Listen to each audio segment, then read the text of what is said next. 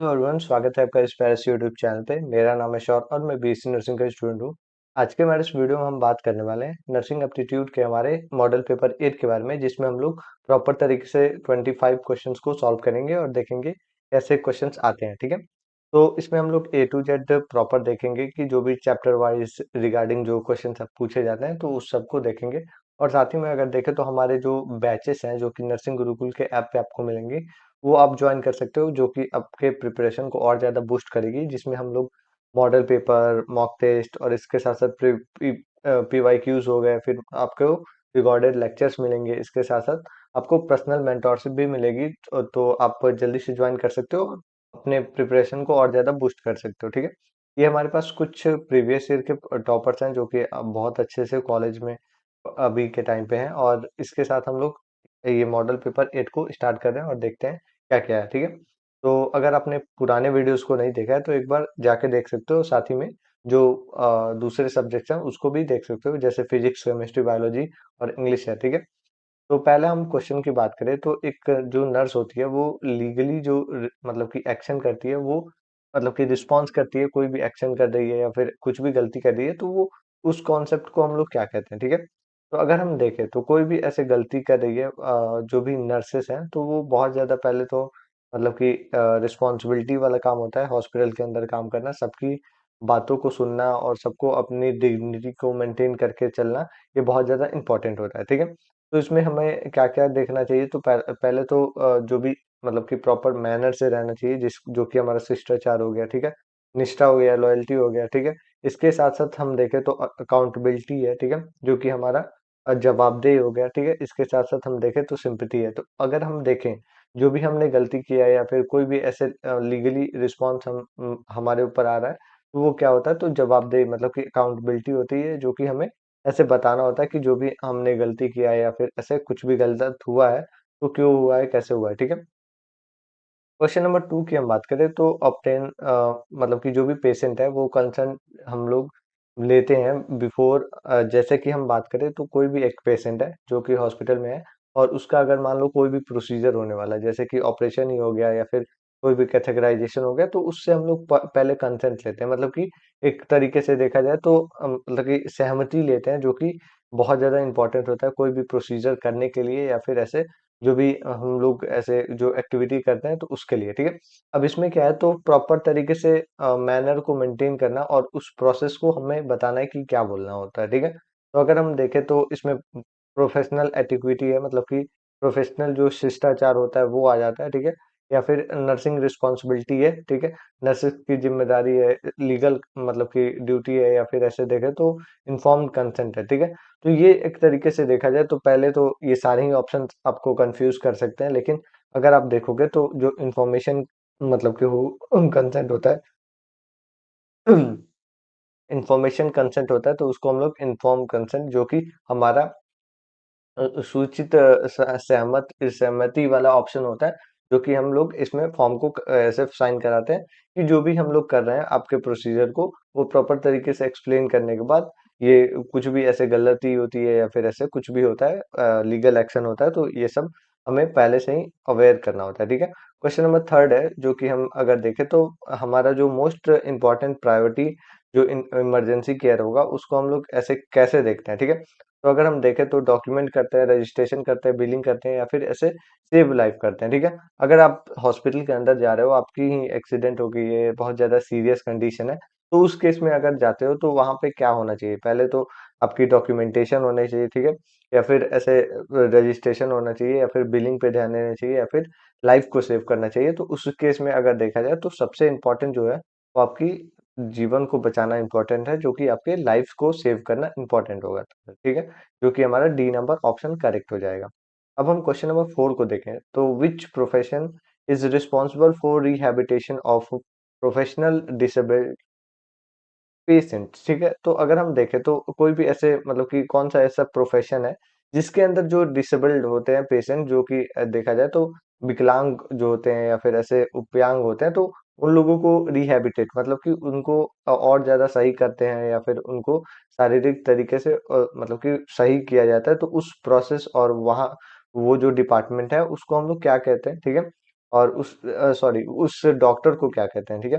तो डेंटिस्ट है, ठीक है, फिजियोलॉजिस्ट है, फिजियोथेरेपिस्ट है, ठीक है, रेडियोलॉजिस्ट है और फार्मासिस्ट है, ठीक है। तो अगर डेंटिस्ट की बात करें तो ये हमारे मतलब कि डेंटल डेंटल क्या होता है, तो दांतों के लिए होता है, टीथ के लिए होता है। टीथ स्पेशलिस्ट होते हैं, माउथ स्पेशलिस्ट हो जाते हैं। और फिजियोथेरेपिस्ट होते हैं जो कि हमारे मतलब कि जो कि हमारे रिहैबिलिटेशन में काम आता है। रेडियोलॉजिस्ट हैं जो कि हमारे रेडियो रिलेटेड, जैसे कि एमआरआई हो गया या फिर ऐसे कोई भी कीमोथेरेपी हो गया तो उसमें आ जाते हैं। फार्मेसी है तो ये हमारे मेडिसिन रिलेटेड होते हैं, ठीक है। क्वेश्चन नंबर 5 की हम बात करें तो हमारे पास न्यूरोलॉजिस्ट हैं जो कि हमें बताना है कि कौन से ऑर्गन के स्पेशलिस्ट होते हैं, ठीक है। तो अगर ऑप्शंस की हम बात करें तो ये हमारे सर्कुलेटरी सिस्टम के, रेस्पिरेटरी सिस्टम के, या फिर ऐसे देखें तो नर्वस सिस्टम के, या फिर डाइजेस्टिव सिस्टम के, ठीक है। तो अगर हम देखें इसमें तो जो हमारे न्यूरोलॉजिस्ट होते हैं, न्यूरोलॉजिस्ट जो है वो नर्व और जो भी हमारा ब्रेन है उससे रिलेटेड जो प्रॉब्लम्स होती हैं तो उससे उसके स्पेशलिस्ट होते हैं और ये मतलब कि वैसे प्रॉब्लम्स को देखते हैं, ठीक है। अब हम क्वेश्चन नंबर 6 को देखें तो इसमें क्या है, तो इसमें से हमें बताना है कि कौन सा ऐसा एग्जाम्पल है जो कि हमारा कॉम्प्लीमेंट्री थेरेपी के अंदर आता है, ठीक है। तो जो भी हमारा ऐसे देखें तो अल्टरनेटिव थेरेपी होती है, अल्टरनेटिव थेरेपी सारा हमारा कॉम्प्लीमेंट्री थेरेपी के अंदर आता है, जिसमें हम देखें तो हमारे अलग अलग तरीके के थेरेपी हो जाती है। जैसे कि हम बात करें तो योगा हो गया, यूनानी हो गया, फिर आपके जो हाइड्रोथेरेपी हो गया, आर्मोथेरेपी हो गया, और इसके साथ साथ और सारे बहुत सारे जैसे कि आयुष हो गया। तो ये सब अलग अलग जो टाइप्स होती हैं वो अल्टरनेटिव थेरेपी में आती हैं। और इसमें अगर हम देखा जाए तो ऑप्शंस जो है हमारे पास सर्जरी है, ठीक है। सर्जरी नहीं हो सकता, कीमोथेरेपी भी नहीं हो सकता, योगा योगा ही होगा, ठीक है, योगा से होगा। और चौथा हम देखें तो हमारे पास क्या है, तो रेडिएशन थेरेपी है, तो ये भी नहीं होगा।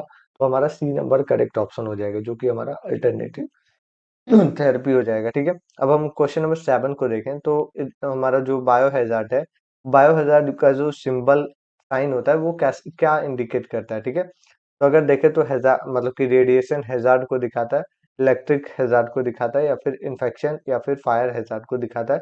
तो जो बायो मतलब कि वैसे तो देखा जाए तो बायो हैजार्ड मतलब कि बायो हैजार्ड से रिलेटेड जो है वो होता है। अगर हम देखें तो रेडियो एक्टिव हैजार्ड हो सकता है, इलेक्ट्रिक के लिए क्या हो सकता है। तो इसमें हम देखें तो वैसे तो कौन सा ऑप्शन होगा, इन्फेक्शन हैजार्ड जो होगा, इन्फेक्शियस जो रिस्क है वो हो सकता है, जो कि हमारा 7 नंबर का सी ऑप्शन हो जाएगा, ठीक है। और इसमें रेडियो हैजार्ड मतलब कि जो भी हमारे रेडियो रिलेटेड जो होते हैं वो सब में आ जाते हैं, ठीक है। अब हम आगे बात करते हैं तो क्वेश्चन नंबर 8 है, और ये आप हमें कमेंट में बताओगे कि इसका आंसर क्या होगा।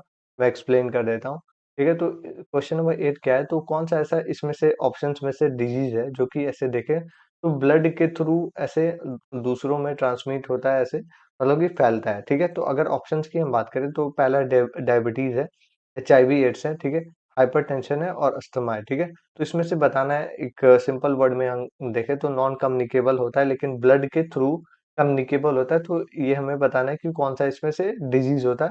आप कमेंट में बताओगे कि 8 का क्या होगा, ठीक है। अब हम क्वेश्चन नंबर 9 को देखें तो क्वेश्चन नंबर 9 क्या है, तो हमारा जो फर्स्ट स्टेप होता है डिजास्टर मैनेजमेंट का, तो वो क्या होता है, ठीक है। तो डिजास्टर मैनेजमेंट में हम देखें तो हमारे कुछ 5 स्टेप्स होते हैं, ठीक है। तो इसमें पहले हम लोग प्रिपेयर करते हैं, फिर प्रॉपर तरीके से अवेयर करते हैं सबको। अवेयर अवेयर करने के बाद प्रॉपर तरीके से अगर मतलब कि हम लोग इन दिन मतलब कि जो भी फिनोमिना या डिजास्टर होने वाला है तो उसके इंटेंसिटी को देखते हैं कि कितना है। उसके बाद से हम लोग रिहैबिलिटेट और रिस्पॉन्स और इस तरीके से रिकवरी हम लोग करते हैं, ठीक है। तो इसमें ऑप्शंस को हम देखें तो रिकवरी रिकवरी हम लोग बाद में करते हैं, ठीक है। रिहैबिलिटेशन तो ये भी हमारा लास्ट ही स्टेप में आता है। प्रिपेयर्डनेस हम लोग का पहले आता है जो कि हम हमारा तैयारी होता है, ठीक है। देन रिस्पॉन्स है, तो कोई भी डिजीज मतलब कि डिजास्टर आने के बाद ही हम लोग ऐसे रिस्पॉन्स करते हैं। तो सी नंबर करेक्ट ऑप्शन हो जाएगा, ठीक है। क्वेश्चन नंबर 10 की हम बात करें तो फेंटिंग के टाइम पे जो नर्सेस हैं उनको क्या करना चाहिए पहले।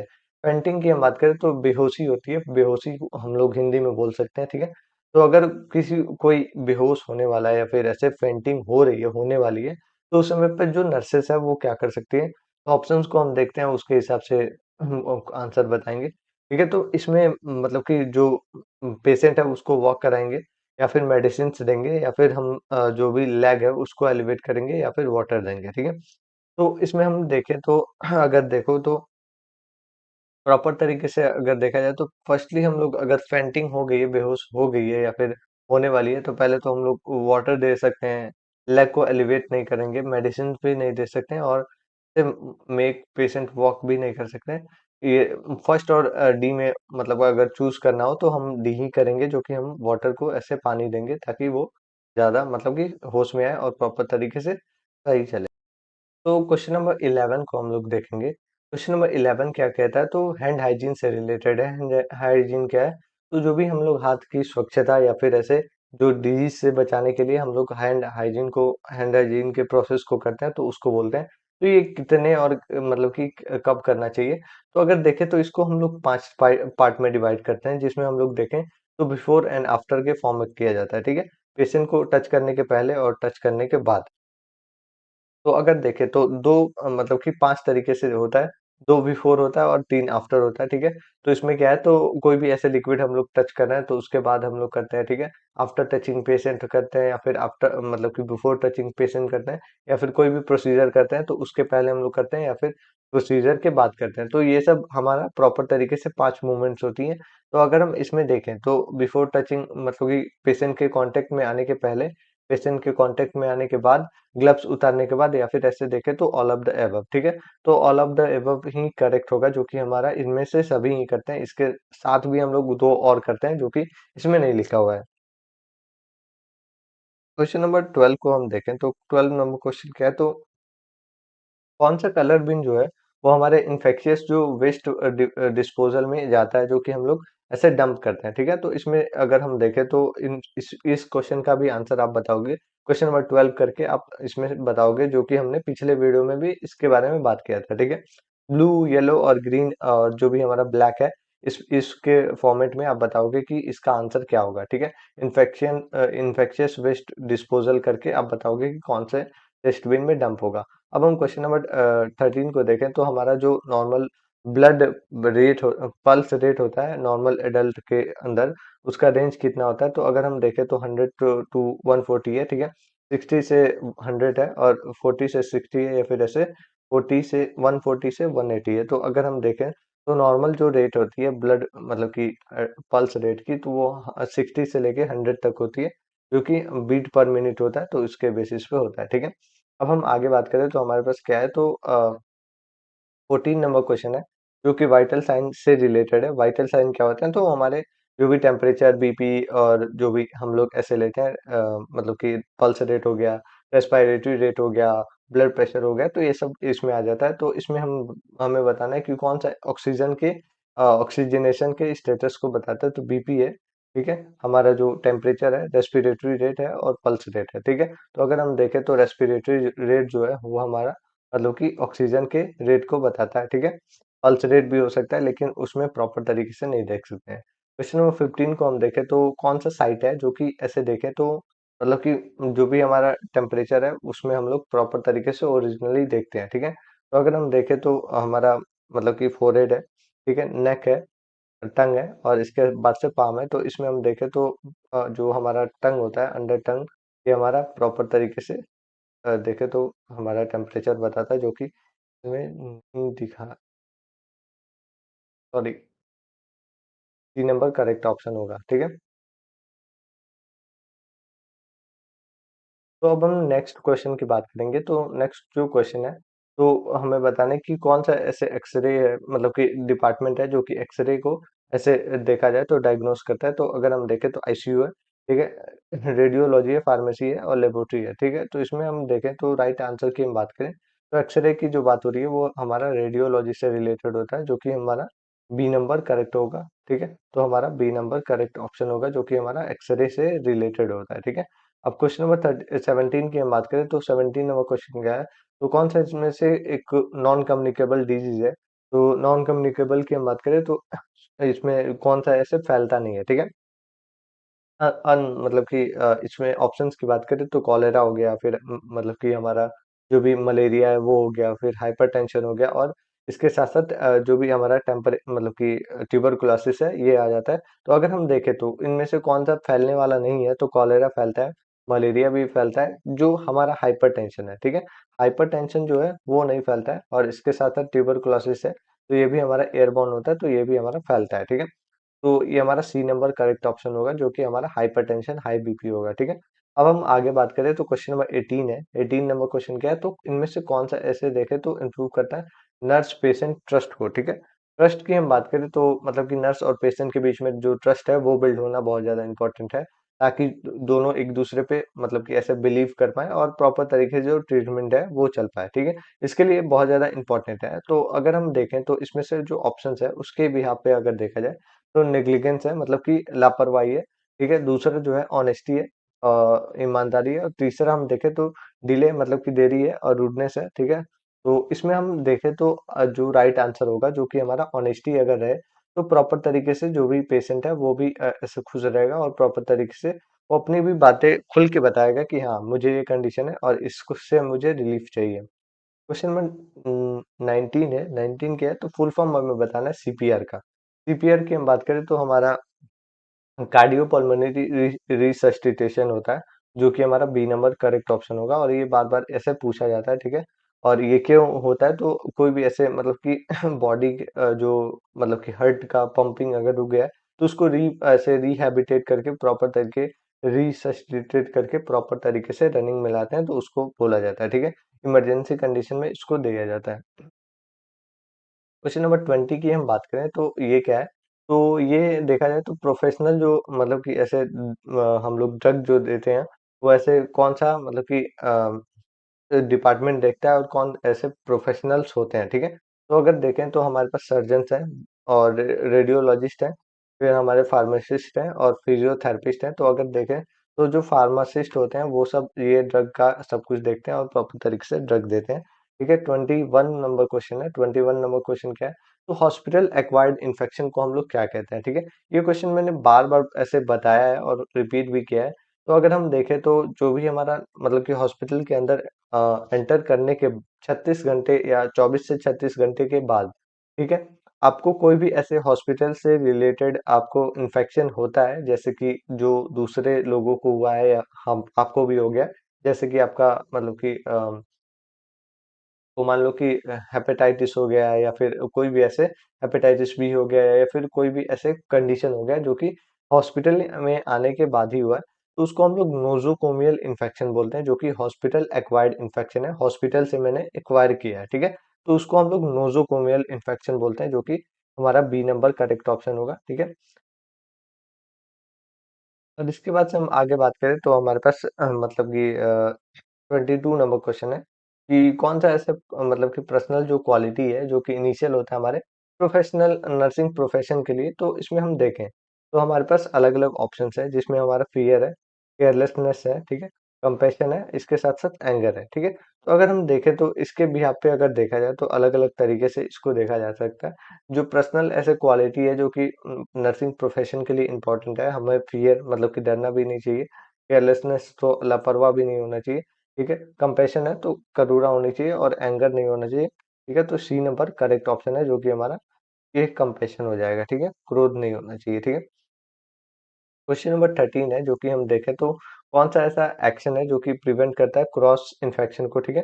कौन सा हम लोग एक्टिविटी करते हैं जो कि इन्फेक्शन को ऐसे बचाता है, मतलब कि इन्फेक्शन को नहीं होने देता है, ठीक है। तो इसमें हम ऑप्शंस की बात करें तो पहला ऑप्शन जो है मतलब कि शेयर करना ऐसे इक्विपमेंट्स को, डिले करना जो भी केयर है, और इसके साथ साथ हम देखें तो हैंड हाइजीन को मेंटेन करना, हैंड वॉशिंग करना, और इग्नोर करना जो भी हाइजीन है, ठीक है। तो अगर करेक्ट ऑप्शन को देखें तो क्रॉस अगर इन्फेक्शन को बचाना है तो हमें प्रॉपर तरीके से हैंड हाइजीन को हाथ धोने रहने चाहिए, ताकि जो है इन्फेक्शन ना फैले, ठीक है। ये कॉमन मैन भी ये फॉलो कर सकता है, ठीक है।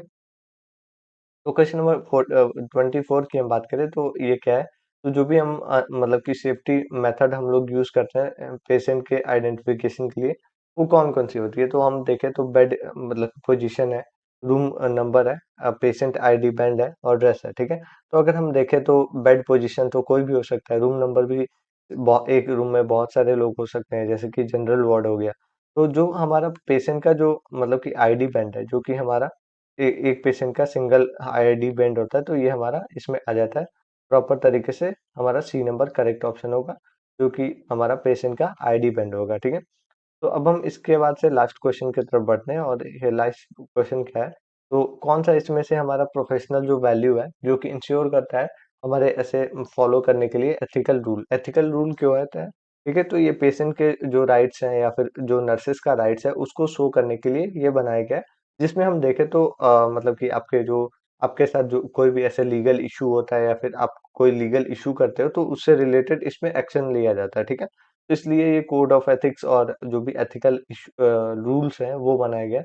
तो अब इसमें ऑप्शंस की हम बात करें तो फियर है, ठीक है, सिंपैथी है, और इंटेग मतलब कि जो भी इंटीग्रिटी है। ठीक है, इसके साथ हम देखें तो एंगर है। ठीक है, तो इसमें जो है राइट आंसर की हम बात करें तो इंश्योर करता है कि ये ईमानदारी को इंश्योर करता है, जो कि हमारा मतलब कि इंटीग्रिटी है। ठीक है, और ये हमारा राइट आंसर होगा, और इसी के साथ हम यहाँ पे खत्म करते हैं, और ये हमारा लास्ट क्वेश्चन था।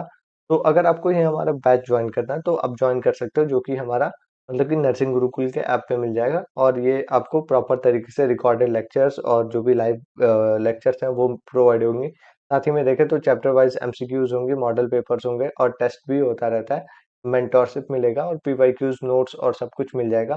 तो अगर आपको ज्वाइन करना है तो नीचे कमेंट में आपको सॉरी डिस्क्रिप्शन में आपको लिंक मिल जाएगा, तो वहां से ज्वाइन कर सकते हो, या फिर ऐसे ऐप को डाउनलोड कर सकते हो, वहां से आपको मिल जाएगा। ठीक है, और व्हाट्सएप ग्रुप को भी ज्वाइन कर लेना, ताकि कोई भी ऐसे नोटिफिकेशन है वो प्रॉपर आपको मिल जाए। तो मिलते हैं नेक्स्ट वीडियो में, अभी के लिए thank you, have a good day और ऑल द बेस्ट।